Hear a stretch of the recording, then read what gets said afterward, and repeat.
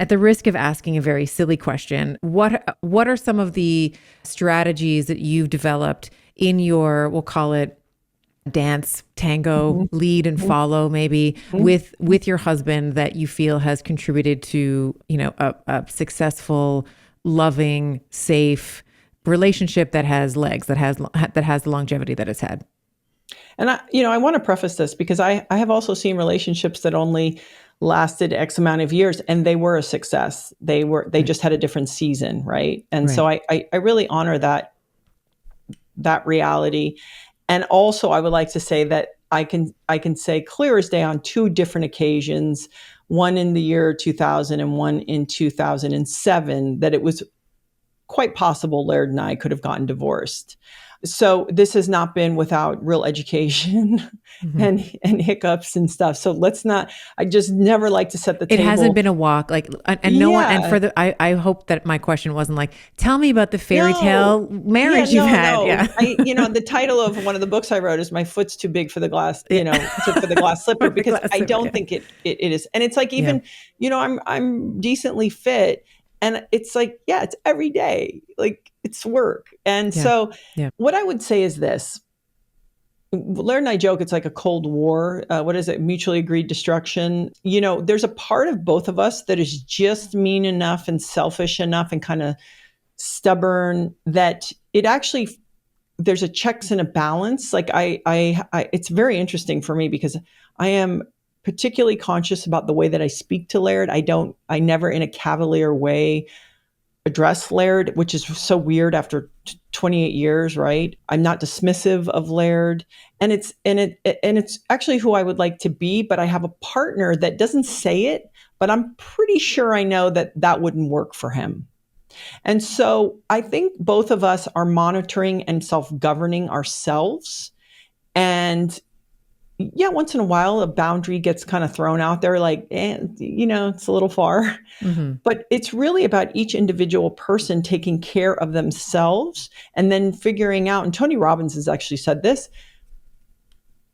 it's like you're figuring out who you are trying to show up as and who you would like to show up as, and you do that. And if your partner matches you in that way of like, hey, this feels important and I want to try to be kind and supportive, great, but you're not actually in charge of that. You're still only in charge of doing what you can do, and then also being pretty consistent with and pick them. Don't just make everything a problem. What are the real boundaries?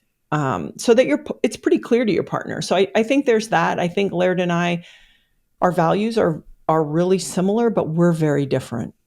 He's really heart based and emotional, and I'm really analytical. But we both grew up on islands. I grew up in the Caribbean. He grew up in Hawaii. How we value things, money, God, how we talk to people, it's very similar. And then there's the other parts. I'm attracted to Laird, and in our particular dynamic, that actually feels important. I know there's couples that have different priorities, but that is a part of our practice, is our connection. And I think I'm willing, and I know Laird is willing. If it's kind of doesn't really matter, I'm happy to adjust. Right. Like I pick the big things, and if you're in a mood or you have a thing, I don't take it personal. I can give you the space for that, because this is what I try to teach my girls. Besides the benefit of the doubt, if you know what the essence of a person is, someone who's well intended and good and they've shown up over and over and over, why would you put a ton of energy if they're behaving badly for 5 minutes or just having a rough day? Leave it alone. Like just get on with it, because they've already shown you so many times this like they throw down so much work. So I think there's a lot of that, because I don't want to live in a nitpicky world or day with anybody. And so I don't see either one of us really doing that to one another very often.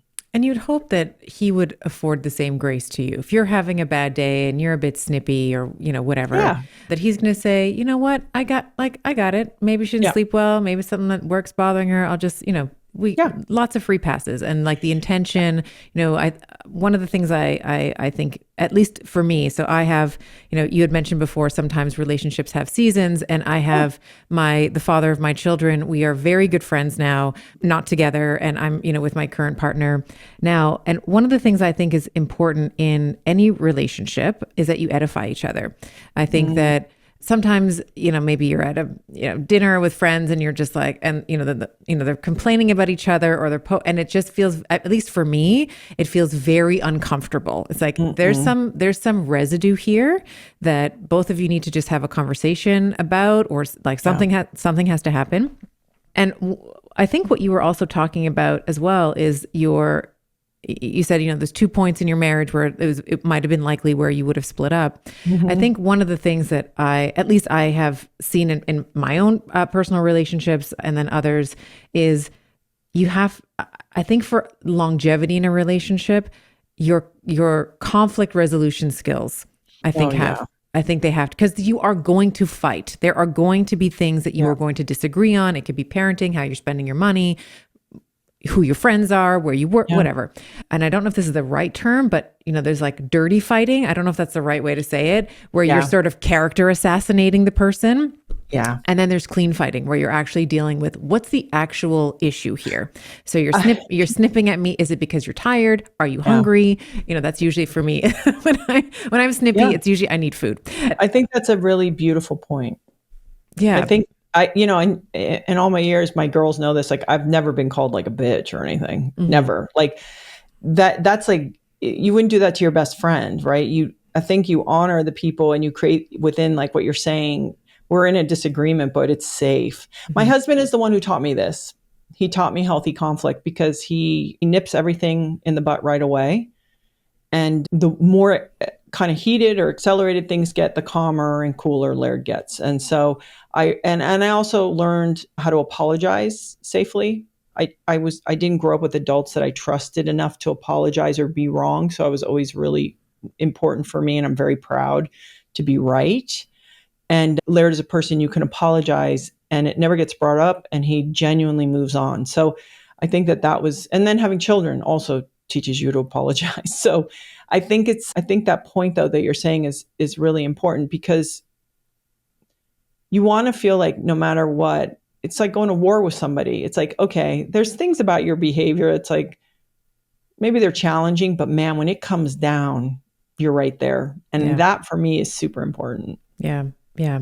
I love that. And the other thing in terms of, this is conversations that me and my husband have, is this idea of having a common future, right? So a lot of times you'll see, and I was just having a conversation with a girlfriend recently, she's questioning whether or not she should be staying in a relationship that she's in, for the children and, et cetera. And one of the things I said to her is, I don't ever think, and so this is just me being flat out, just the friend that I am. I'm like, I'm going to tell you how it is. So, I never think that you should stay in a relationship for the kids, or because you have a common past. You should be in a relationship with someone because you see a common future, that there's some tangential, like you're coming together and there's something that you're trying to build or continuing to build together. But every single family member, my husband is Italian, so we have like the big fat Italian, family, and there's always like the aunt, the crazy uncle, the this and that. And there's some family members that have stayed together for the kids, and it's like they have such a terrible relationship, and then the children end up being so messed up in terms of what they think relationships should be, because they've been modeled this sort of toxic, kind of model. And I would say that for me, I share your history somewhat in terms of very chaotic upbringing, lots of physical, lots of emotional abuse. And in some ways, I'm very grateful for it, because it really, it gave me a template for what I didn't want to create, which sometimes is just as important as the big, hairy, audacious, like this is the land of the unicorn, sparkles and rainbow. This is what I want to create. And also I want to make sure that I heal within me whatever needs to be healed, so that I don't, follow the same footsteps that, that I was shown. Yeah. I'm going to take it one step harsher than that. Part of maybe why you want to have a common future is I think we get so far from like what it's all like, what we're all who we are. Like we're these animals. And in a way, we kind of need each other to survive. Yeah. And so if you have this cooperation, it's like we're still of use to one another. And I know that is brutally harsh because you can be like, well, you have children, you have this. It's like, yes. And we are all still contributing and we are of use. Now, having said that, like if we get down the road and something, God forbid, happens to me, I'm sure Laird is going to care for me. That's not what I'm suggesting. But what I'm suggesting is that there's still this notion of survival and cooperation that is built within us, whether it's on a cellular or survival kind of level, that I think that's kind of natural. Yeah. Yeah, well said. And being willing, with Laird and I, we're both willing to be the flower or the farmer. And that's important. We can kind of slide in and out. And so that also is helpful. When you say flower and farmer, are we talking like masculine and feminine energies? Is that what you mean by that? No, not necessarily. It's funny because, Laird is hyper masculine and he's the most sensitive person in the house. And I actually think those things go part and parcel. Often people have this definition of masculinity, and I'm always like, I don't know what guys you're around, but every military guy I know, every special ops guy I know, Laird's a big wave surfer, all those guys, they're the most sensitive, the most helpful, the most protective, loving, and they are the most masculine. So that is also part of why I chose Laird, because the world, it's not that I can manage, but I could kind of manage that, the world part. This was these things that I was like, if something big happens that I cannot handle, I would like to have a partner that can help me. So no, it's like sometimes it's about Laird in our work. It's like, it's about him. And I'm happy to facilitate and lift him up and organize details and do all that. He's the flower. It's about him. And then we have other events or something going on. And Laird's like, hey, I'll help you. I'll watch the girls. I'll do whatever and go be the flower. So I think being willing to change those gears, I think as far as like masculine and feminine, we have pretty kind of cooperative and traditional roles. And it's just, I leaned into my strengths, he leaned into his strengths, and it just kind of worked out that way. Yeah. I love this discussion because I think that maybe this is just a broader comment on society, but I do think that this conversation can very quickly be misinterpreted. So if you are committed to misinterpreting what I'm about to say, that's unfortunate. But I think that, I have sons that I'm raising, and one of the things that I really want to dial in for them is this ability to have high IQ, right? So to be intelligent in all sort of the traditional ways that you might think, but also to have high EQ. So the things that you would like, this emotional quotient or this emotional intelligence. So you're talking about being sensitive and loving and protective and fiercely loyal. There's a lot of talk about toxic masculinity, and me and my ex, who I mentioned, like very good friends now, like we often will say to each other, like one of the worst things that you could be in 2024 is a white presenting male. Like you are the enemy in some ways. And it's unfortunate because a few bad apples have really ruined it. Yeah. And also, if we think about, like, if you want to get nitty gritty, the roads, the bridges, all the shitty jobs, war, it's all done by guys. So how bad could they be? They're, they stick their neck on the line all the time. Right. And the difference is people are confusing misogyny or immature masculinity, which is something else, with developed or mature masculinity and masculinity, which just like femininity, by the way, femininity is not weak. And so we have this weird twist that we flipped them. It's like, hey, femininity is not weak. Is it nurturing? Yes. Is that weak? No, that's not weak. And so I think we've just culturally, and it's good for selling and for contention and for people to be at each other's throats without doing any real homework or developing their own themselves in these attributes, whatever those are, and really going, oh my gosh, if we all show up our best, whatever that looks like, even as a female being masculine, whatever that looks like, if we all show up our best and develop all these true traits to either one of these things, the world will be a better place.